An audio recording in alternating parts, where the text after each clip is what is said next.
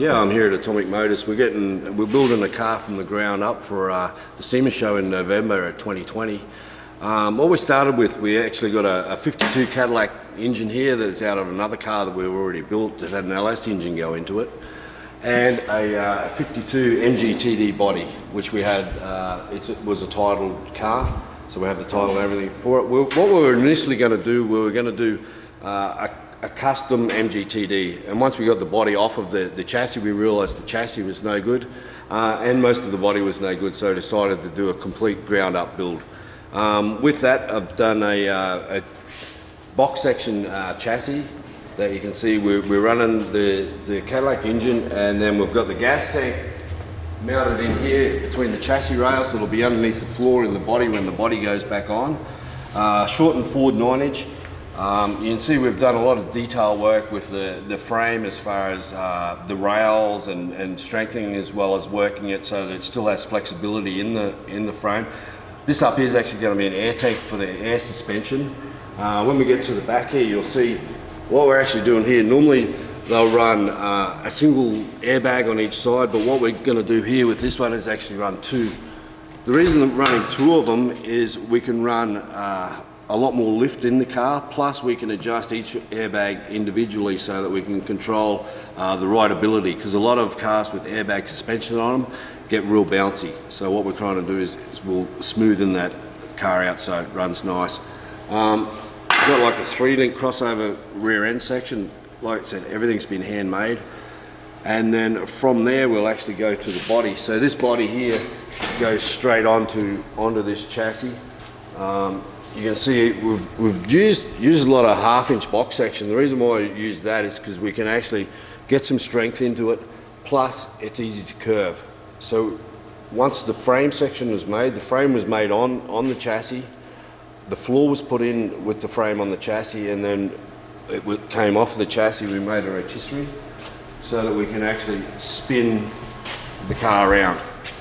Before we do that, I'll show you a couple other things that we're doing here. These are the compressors for the airbag suspension. They can actually come in and out of the body from here. There'll be a battery mounted here and a battery mounted on the other side. And then the floor section, it's actually stainless steel. So we've done a stainless steel floor in it. And you can see with the high tunnel here, because of the air suspension, we had to go up high with it. The seating in it will end up like a race car style seating. So we're going to go lay down seating in it. It's going to be right hand drive, so we're not going to go left hand drive. And then what I'll do is I'll spin it so you can see all of this framing actually gets double sheeted. So when the car's looked at from underneath or upside down or wherever, you can see like even all the detail in the beadwork and everything that we've done there. We're almost ready to put the skin on. So the outer skin, each side will be one full section of stainless steel, and then the rear section will be a 2-piece skin. Once that's on there, then I'll start adding some scoops and stuff like that. I've got the design in my head, so we've just got to make that happen. We're going to run, the tyres are going to be sitting up in here. And with the air suspension, we've got so much trouble on the air suspension. When this car's actually sitting down on the ground, it'll probably come up to about where my knees are.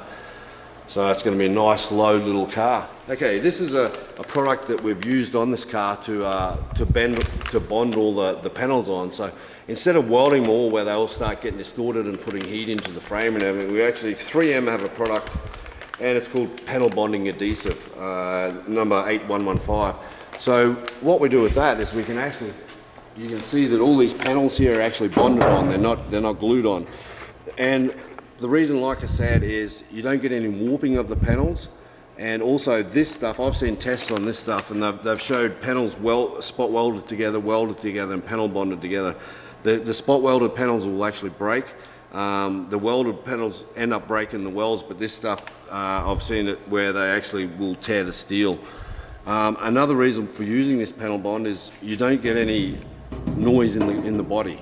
So if you start trying to weld this and it's not welded all everywhere, it'll end up drumming, so you'll end up with a noisy car.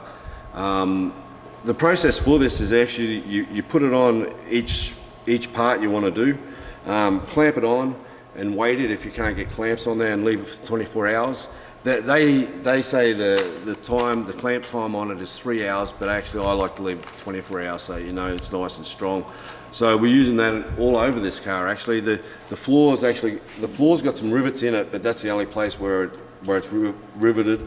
And you know, you got welds where stuff joins, but for all the panel bond, that's the stuff that we're using.